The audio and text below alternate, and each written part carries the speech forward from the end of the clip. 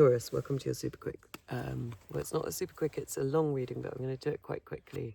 You internally, so to see if you want to stay around, this is about your will having become confused.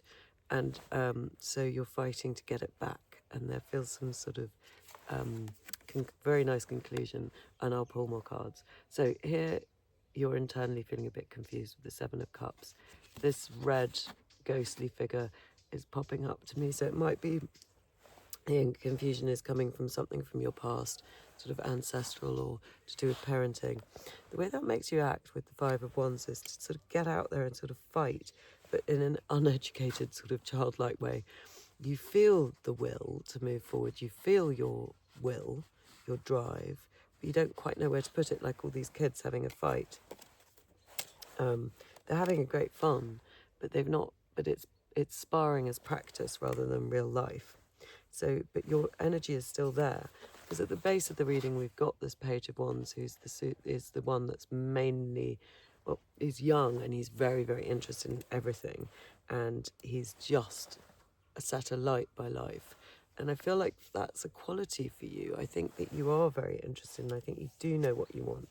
Something's got you a bit confused though. Recently, you've been thinking a lot about partnership. This is in the recent past.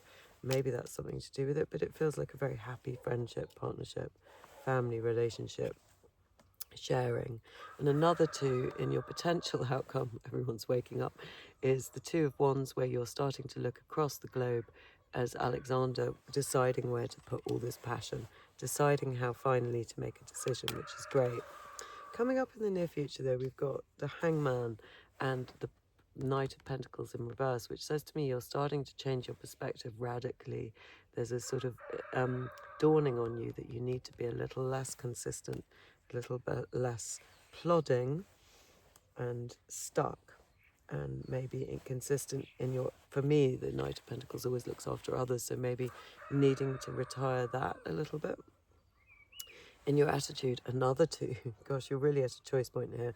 The Two of Swords and the King of Swords in reverse. So unsure how to make a decision because your logic and your CEO is offline a bit. You're so passionate, so drowned out with love and passion that you're finding it a bit difficult to make a decision because you can't be logical enough, because there's so much feeling around, I want to say.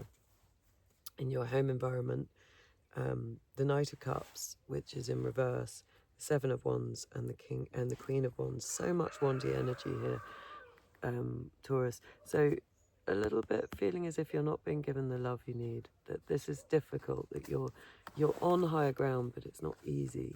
But you are nonetheless a very creative and driven soul. So, but the love isn't coming with it. Is there a choice between love and passion? I'm not sure. Your hopes and fears, you really fear being disappointed. You really fear that you won't be able to see what is on offer. Those two cups, which could relate to this love relationship we see in your recent past, is that somehow being obscured by this kind of passion that's not going anywhere? And in the end, we have justice, which is wonderful, starting to gain balance between these states and starting to know where we want to go. Okay. I'm going to pull you some cards, some extra cards. These are behind me. I haven't really sorted this positioning out very well. So I'm going to pull you some extra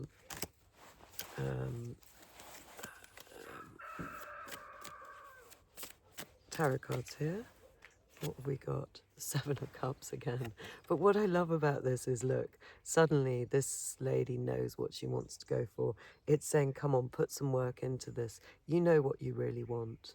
She's picking her star. It's not a whole load of horrible, rotten images in cups like the other Seven of Cups. This is her reaching for her star and feeling very sure about the one that she wants to go for.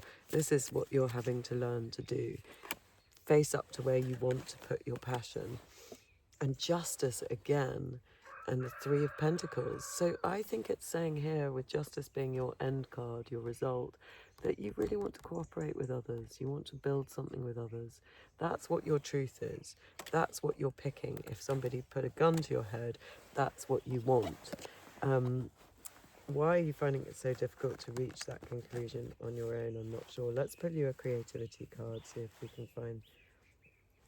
Gosh, everything's waking up. Got such a lovely day. I'm in Italy at the moment. We're going to go and find a Tuscan death walk today. I'm so excited. Like a kind of ancestral walk. Look, this is beautiful. New start. Sometimes we must realise that what we have done needs to be discarded, and we must make a new start. Something does need to be discarded here. Something needs to be discarded. What is it? Let's, I just want to know, what is it that they're needing to discard? Is it their way of loving? It feels like there's something, yeah, the lovers. Something to do with the way you love, the way you take your choices.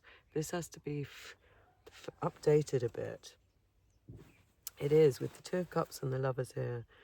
And your hopes and fears being that you somehow miss these 2 cups behind you and you focus only on the 3 spilt cups.